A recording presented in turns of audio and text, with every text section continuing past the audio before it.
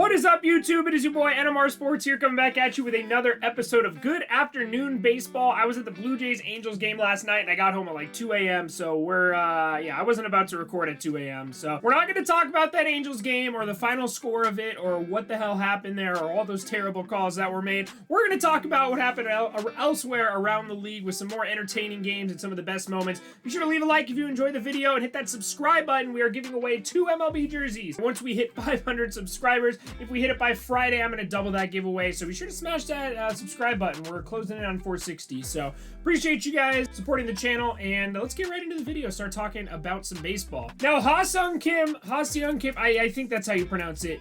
This man pimped his first home run beautifully. It wasn't even like, it was like the cutest pimp job I've ever seen. He hits the home run, he just kind of stands there, and it looks like a smile. I don't know, man. It was really funny watching it, but yeah, he absolutely smashed this ball off the foul pole there in left field and helped the Padres go on to beat the crap out of the Rangers. Once again, the Rangers did put up some runs and even a few hits today, so, you know, good for you, Rangers fans. Didn't get no hit 2 days in a row, but Ha-Seong Kim, Trent Grisham homered as well, Eric Hosmer homered as well.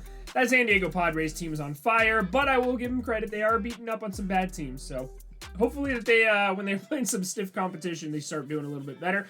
But Ha-Seong Kim, filling in for the hurt Fernando Tatis Jr., of course, hits his first Major League home run. This man was a stud over in Korea, so it's really good to see him starting to tee off on some of that Major League pitching. Now, Ha-Seong Kim was not the only one who had his first Major League home run yesterday. Taylor Trammell, a stud prospect in the Seattle Mariners organization, also hit his first home run yesterday. A nice little shot off of Michael Pineda, and he helped the Mariners go on to beat the Twins, which is kind of surprising. The Twins are really, really good, and obviously the Mariners are decent, but they're kind of, you know, probably a few years away from being contenders. So Taylor Trammell goes on. Keenan Middleton got the save, which is absolutely hilarious. Keenan Middleton is possibly the worst reliever in all of baseball, so pretty funny there. He posted something saying like Seattle's never had a dog like me in the bullpen. I don't know.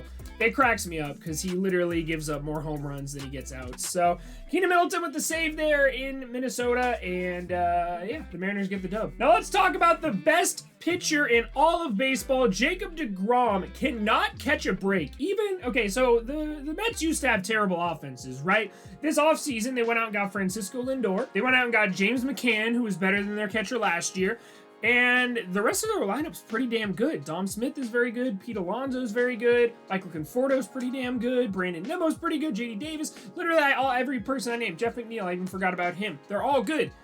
When Jacob deGrom pitches, they literally forget how to hit. Jacob deGrom made it to third base, and they couldn't even knock him in. Jacob deGrom is contributing to his own cause. Anyways, Jacob deGrom goes 8 innings pitched, 14 strikeouts, and he gets the loss. 14 strikeouts. He allows one home run the whole game to Jazz Chisholm, hit an upper deck shot. Good shit for Jazz Chisholm right there. That was an absolute blast off a 100-mile-per-hour Jacob deGrom fastball. But other than that, Jacob deGrom was pretty much perfect. He only allowed 5 hits in 8 innings pitched, 0 walks, and they just could not score any runs for him. He was contributing to his own cause more than anybody else was on that team. So it really sucks for Jacob deGrom. He falls to 0-1 record with a .6 ERA. ERA of .6, and he's 0-1. Dude, that's awful. I posted a tweet on Twitter saying that, you know what would solve everybody's problems? Everyone says Mike Trout is really good, but he can't make it to the playoffs.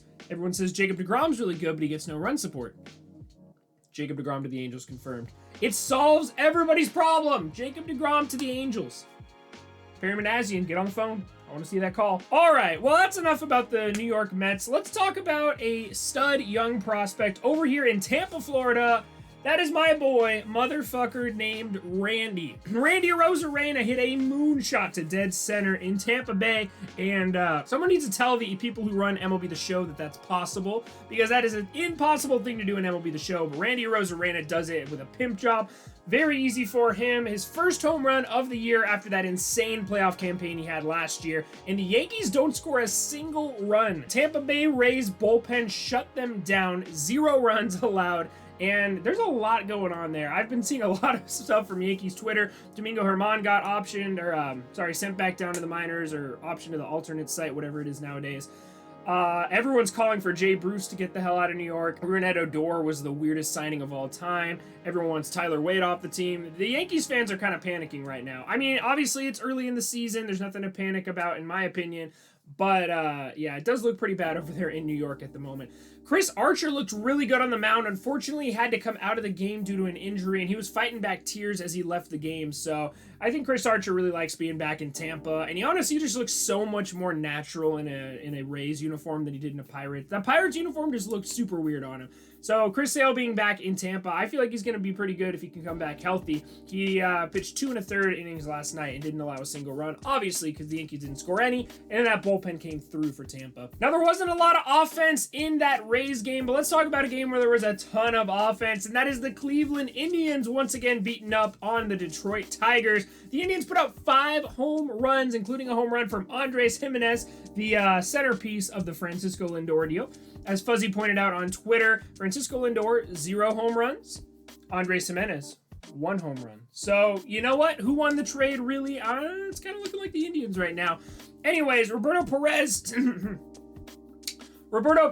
Cesar Hernandez, Jordan Luplow, Franmil Reyes, and Andres Gimenez all go deep against the Tigers over there. Aaron Civale threw an absolute gem. 7 2/3 innings pitched, 3 hits allowed, 1 earned run, 6 strikeouts, and 0 walks.